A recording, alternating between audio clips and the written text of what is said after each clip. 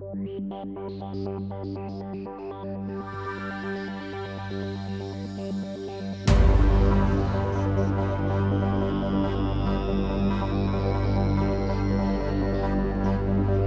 병이 피레토 한의원의 강재춘 원장입니다.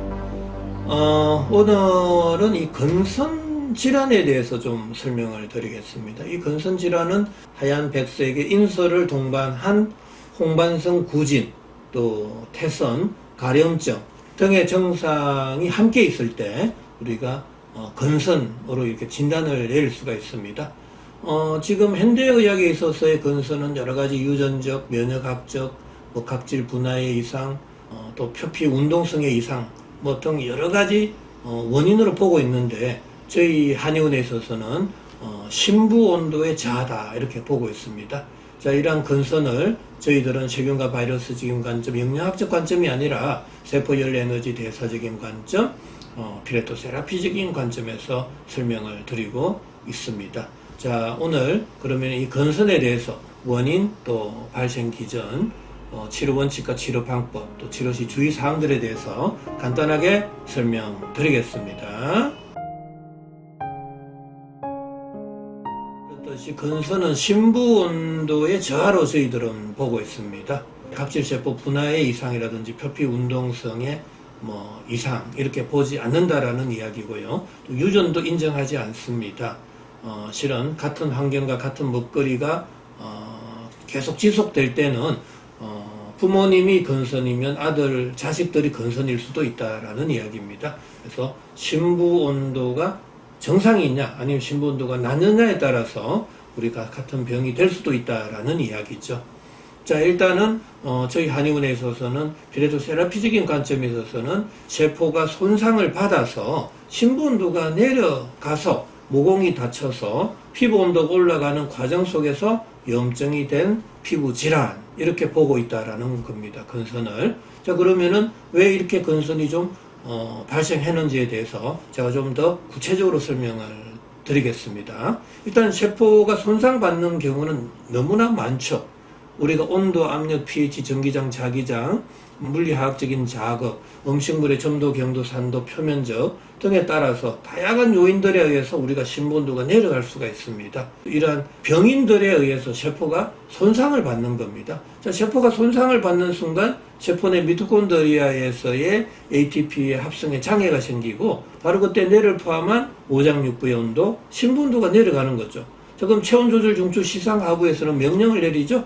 빨리 체열의 방출을 줄여라. 그러니까 손발끝에서 모공이 다치게 되고요. 그 이후에 밥을 먹고 활동을 하면 열은 발생하는데 그 열 에너지는 전신으로 골고루 분산, 방출이 되는 게 아니라 구멍, 관절, 마찰이 많은 쪽에 열이 확 쏠리게 됩니다. 그래서 건선 환자들 보면 팔꿈치, 무릎, 발목, 이마 이런 데서 염증이 잘 생깁니다. 왜? 구멍, 관절, 마찰이 많은 쪽으로 열이 쏠려서 그쪽에 피부 온도가 올라가게 되는 거예요. 피부 온도가 올라가는 게 바로 염증이잖아요. 근데 염증의 증상 중에서 특히 이 모공이 지금 닫혀져 있기 때문에 피부로의 수분 공급량은 줄어들고 피부 건조, 균열, 태선화가 된다라는 겁니다. 이 태선이라는 것은 피부가 두터워지는 거죠. 자, 그러니까 태선을 동반하면서 피부가 건조한 그러한 염증성 질환을 바로 건선이라 한다라는 이야기고요. 각질 세포 간의 점성마저 줄어들 경우에 있어서는 인설, 각질, 비등과 같은 탈락성의 증상까지도 막 생기게 됩니다. 그리고 모공이 닫혀져 있다 보니까 닫힌 상태에서 우리가 밥을 먹고 활동을 하면 열은 발생하잖아요. 그럼 그 열 에너지가 내 몸 바깥으로 원활하게 방출이 안 될 때는 강제적으로 열을 빼내는 가려움까지 동반됩니다. 자, 그러면은 인설, 각질, 태선이 되고 또 우리가 피부 온도가 올라가면은 우리가 표면 장력은 약해지고 응력이 강해지거든요. 그때 수포나 농포, 구진이 막 생길 수 있는 거죠. 그렇게 윤기성의 증상까지도 생깁니다. 이런 다양한 증상들이 복합적으로 나타날 때 우리는 건선으로 진단을 내릴 수가 있는 거죠. 자, 그러면은 이 건선의 시작은 세포의 손상이고 세포가 손상으로 인해서 심부온도 내려가고 모공 다치고 피부 온도가 올라가는 과정 속에서 염증이 된 질환으로 이렇게 보고 있잖아요. 자, 그러면 건선을 어떻게 치료해 줘야 되느냐라는 이야기죠. 당연히 이 낮아져 있는 몸속 온도는 끌어올리고 높아져 있는 피부 온도는 낮추고 닫혀져 있는 모공은 열어줘야죠. 열을 강제적으로 내리면 안 된다라는 겁니다. 스테로이드 같은 이러한 제제들은 세포의 열 에너지 대사를 억제합니다. 자, 그러다 보니까 심부온도 피부온도 둘 다 내려가는 거죠. 피부온도가 내려가면 눈에 보이는 피부온도니까 정상은 빨리 완화됨을 느낄 수가 있습니다. 하지만 이 심부온도는 측정할 수가 없단 말이죠. 눈에 보이지 않는단 말이죠. 그래서 약물에 의해서 심부온도가 내려가는 것은 알지를 못하는 거예요. 느끼지를 못하는 거예요. 하지만 약물에 의해서 심부온도가 내려가면 또다시 무공은 더 다치고 피부온도는 더 올라갑니다. 그러면은 약을 중단하면 반동현상이 그래서 생기는 거예요. 증상이 더 심해졌다가 좋아진다라는 이야기예요. 그래서 저희 한의원의 치료를 하시는 분도 마찬가지입니다. 약약을 안 쓰고 있는 분들은 반동현상이 안 생기겠지만 약약을 쓰고 계시는 분들은 저희 한의원에 오면 약약을 중단하게 돼요. 그러면은 심부온도 피부온도 다 낮아졌던 이러한 상황들이 다시 다 올라가게 되잖아요. 그럼 심부온도 올라가는 거는 좋지만 눈에 보이지 않는 거고 피부온도 올라가니까 정상은 더 악화됨을 알 수가 있습니다. 자, 이것은 한약의 부작용이 아니고 약약을 중단함으로써 생기는 반동현상이다. 약약의 부작용으로 이렇게 보셔야 된다라는 이야기입니다.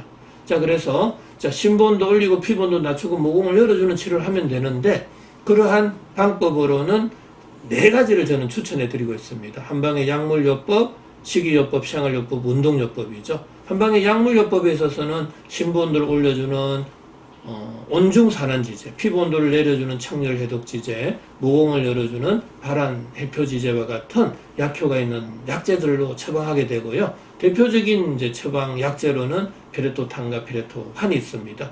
자, 식이요법도 굉장히 중요하죠. 어떤 음식을 먹어야 될지 말아야 될지를 저희들은 구체적으로 설명을 해드리고 있고, 운동도 중요합니다. 땀이 험뻑 날 때까지 운동을 하시는 것도 저희들은 강추하고 있습니다. 자, 그 이외에 이제 치료시 주의사항인데요. 항시 세포의 열 에너지 대사를 억제하는 약은 피해야 된다라는 거, 또 건강보조식품, 항산화제, 유화제, 경화제, 보존제가 들어가 있는 식품 첨가물도 조심하셔야 된다라는 이야기입니다. 그리고 특히 찬 공기, 찬물, 특히 여름철에 조심해야 되겠죠.